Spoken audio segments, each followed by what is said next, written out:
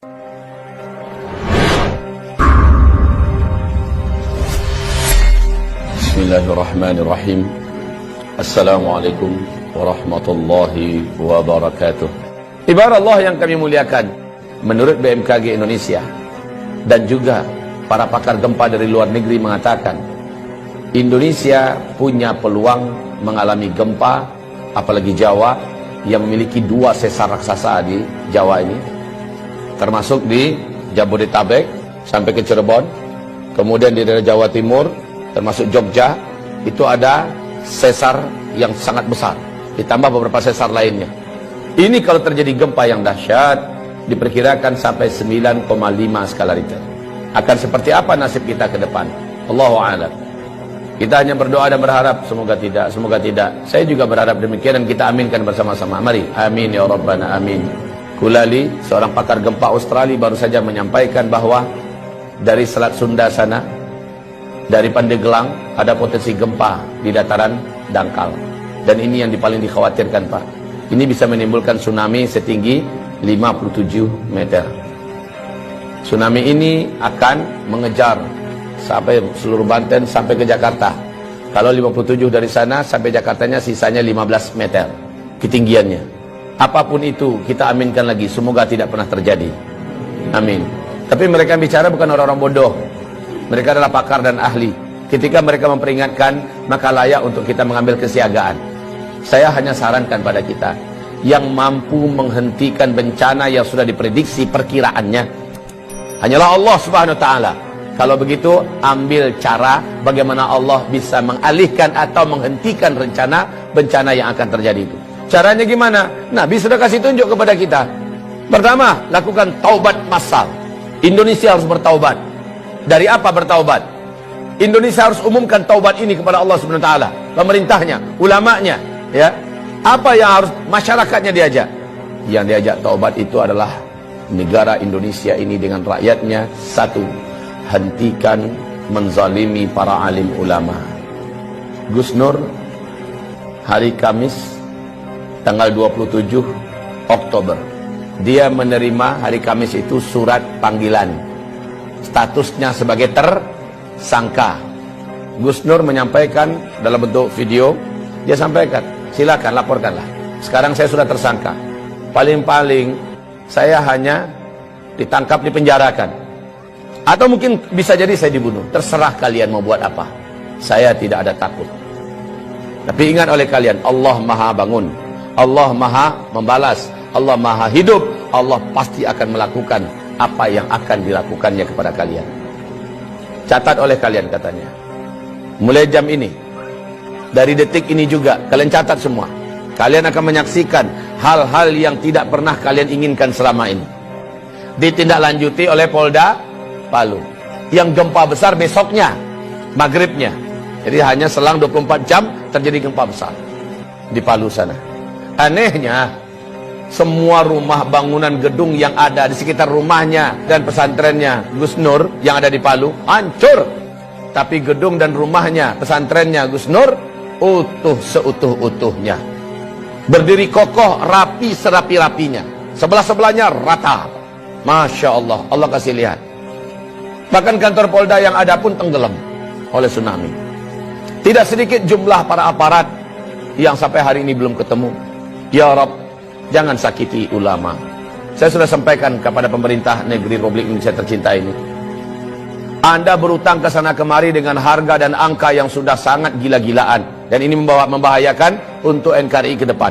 Sekarang mau Anda tambah hutang berapa? Silahkan tambah. Anda bangun di sana sini. Tapi dengan perilaku Anda menyakiti para alim ulama. Mereka wali-wali Allah di muka bumi ini. Mereka kekasih-kekasih Allah di muka bumi. Allah ratakan semua. Allah habisi semua yang kalian bangun.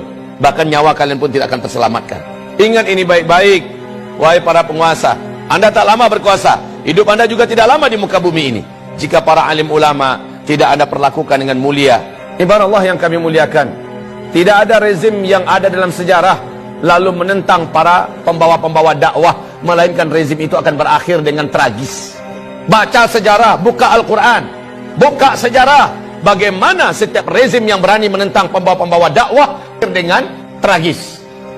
Wa kadzalika ja'alna likulli nabiyyin aduwwa syayatinal insi wal jin. Musuh-musuh dakwah ini adalah setan-setan manusia dan setan-setan jin.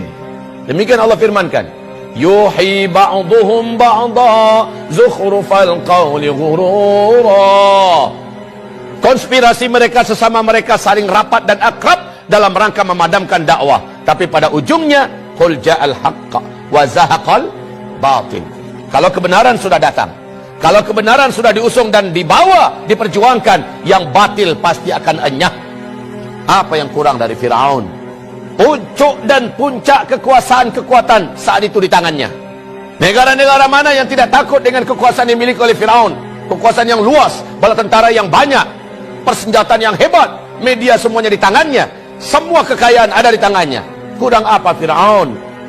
Dan Musa hanya seorang pendakwah biasa. Musa dengan pendampingnya Harun, Bani Israel orang-orang rakyat biasa, tapi mereka bersama Allah yang Maha Perkasa.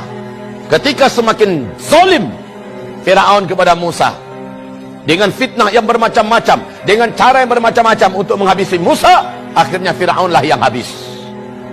Bala tentaranya habis, lumpuh semua. Bukan sekedar lumpuh, mati semuanya. Ditenggelamkan oleh Allah dalam Laut Merah. Kisah Firaun ini terulang abad demi abad, terus terulang dan berulang. Namrus sebelumnya, Ibrahim yang disasar. Namrus habis, dihabisi bala tentaranya oleh Allah hanya dengan tentara kecilnya berupa lalat. Namrus pun sekarat mampus. Bala tentaranya hebat-hebat, kekuasaannya yang hebat, semuanya habis oleh Allah Subhanahu wa taala ketika menyakiti wali Allah di muka bumi, yaitu Ibrahim alaihis salam, Nabiullah dan Rasul Allah. Abul Anbiya Ibrahim alaihissalam. Nabi Muhammad disakiti oleh Abu Jahal, Abu Lahab. Di Mekah dia petentang-petenteng ke sana kemari seolah dunia miliknya, membangun koalisi dan jaringan internasional kemana-mana dalam rangka menyakiti Nabi Muhammad, menyakiti para sahabat. Habis mereka dibuat oleh Allah Subhanahu wa taala.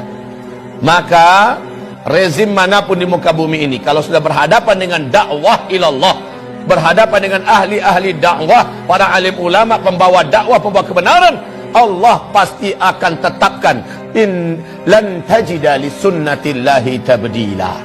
Tidak akan didapatkan sunnatullah itu bisa berubah, tidak akan pernah berubah.